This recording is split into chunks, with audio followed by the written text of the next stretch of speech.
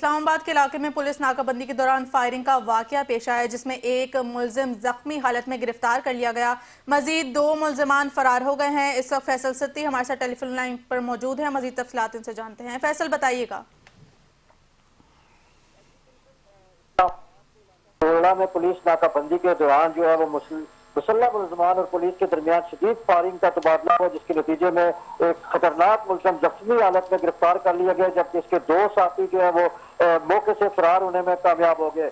Police राय के मुताबिक गोलड़ा के इलाके में मामूल के मुताबिक जो है वो नाकाबंदी जारी थी कि इसी दौरान मोटरसाइकिल पर सवार 3 मशकूक अफराद को रुकने का इशारा किया गया। मुलजमान ने पुलिस को देखते ही अचानक अंधाधुंध फायरिंग शुरू कर दी और जिससे पुलिस की जवाबी कार्रवाई पर दोनों जगह से जो है शदीद फायरिंग का तबादला हुआ है, जिससे इलाके में भी खौफो हरास फैल गया।